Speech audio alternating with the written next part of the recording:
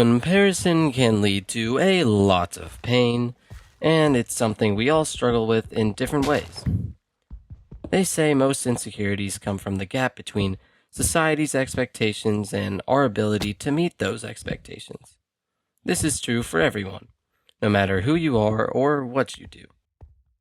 Imagine believing that the type of person who runs a successful business is tall, strong, white, and older than 30. If you don't fit that stereotype, you might immediately drop yourself out of the race. It's easy to push ideas and dreams out of reach by attaching them to qualities you think you lack. We often cut ourselves short of what we actually can accomplish because of these comparisons. In many ways, comparison is a bad thing. It has the power to discourage us, to make us feel less than we are. But if it can discourage, it can also uplift. This dual nature of comparison is one of the reasons why bullies exist. To feel better, some people put others down, asserting their dominance through physical strength, wealth, and social pressure. This helps uplift them while digging a pit for the person they're shoving down. So, if those who use comparison to discourage are insecure, and those who use it to uplift are bullies, then how do we avoid becoming either? The answer lies in becoming better than comparisons. You have to be sure of yourself, to realize that the difference between you and someone else isn't that they are better, smarter, or stronger. It's that they have different insecurities, a different background, different weak points, and fears. To say that you are better or worse than someone is to compare.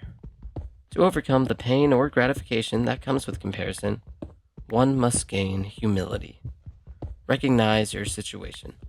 Eliminate the pedestals that separate you from your neighbor, and fill the pits that separate you from your enemies.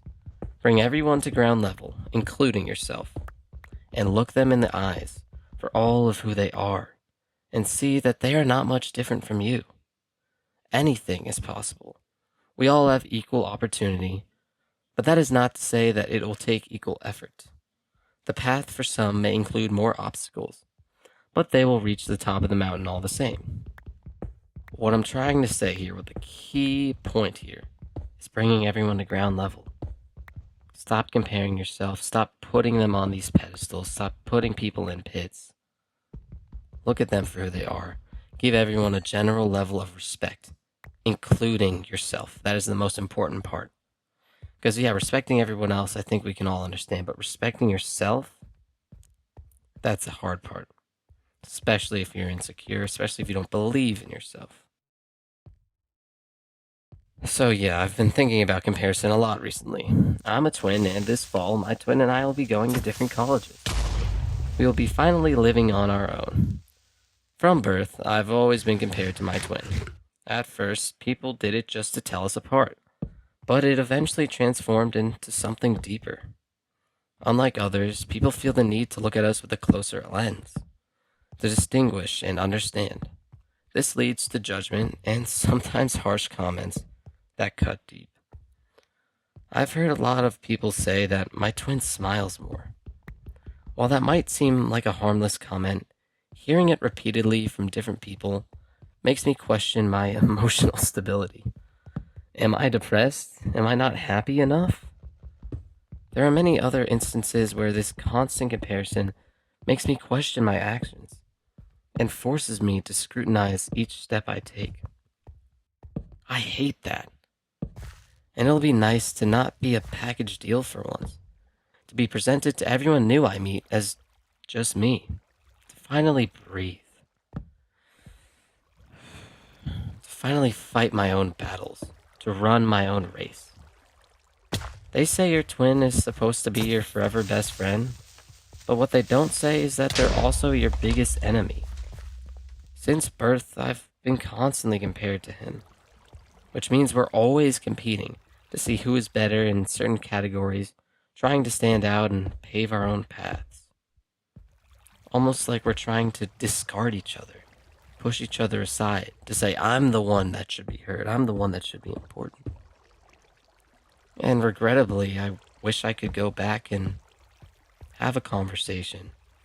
Make it something that We can be stronger together instead of always fighting to be better than the other. This competition has led to an immense pressure on me. When people see us, they see duplicates of the same person, meaning his actions reflect mine and mine reflect his. This means we are harder on each other than on ourselves because we reflect each other's image. I'm done being a circus act. I'm done being bullied and dealing with all the bullshit that comes with being a twin. Did I enjoy the companionship at some times? Yeah, for sure. But it does not outweigh the headache of constant competition, comparison, judgment, and cruelty that others bestow upon us because we are twins. Having someone who looks just like you makes people take a closer look at you to find small differences. These mental judgments can be very harsh. I could have gone hardcore about caring how I look to come off as a better person, but then my twin would feel pressured to do the same, and it would become yet another competitive race. Sometimes I just give up on the battle, on the fight.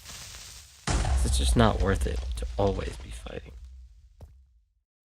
It's nice sometimes to have a rival, but when does it end? When can I be free?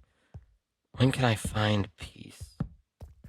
I'm glad to be away from him, to finally be myself, free from comparison, free from judgment, free from thoughts of how my actions might reflect our image, free to make mistakes without him beating me up about it, free to be free.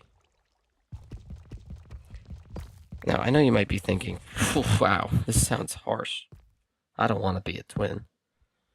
And it's not all bad. I'm really just highlighting the bad parts, kind of venting in a way, but there is a lot of positive that comes with it, especially if you are more introverted. Having someone else, when you're in a room, they're seeing two of you. You know how you say you can like duplicate yourself? If you can have two of you and you kind of spread around the room, talk to different people, now half the room knows you, and you were only on a quarter of it. Like that's a good thing. It's great when it comes to making friends and that sort of stuff, especially if you are very similar people. But that's not to say it's all good. And that's with everything.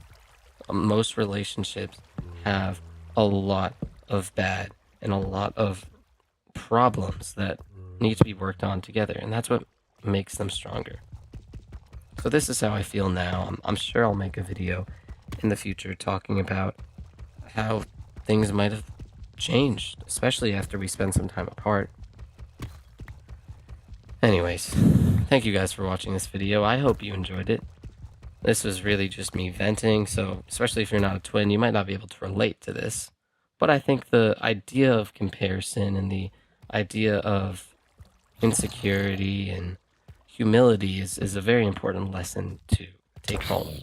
If you're not a twin and you can't fully relate to my story, at the very least, I know you can understand how it hurts to be compared to someone else.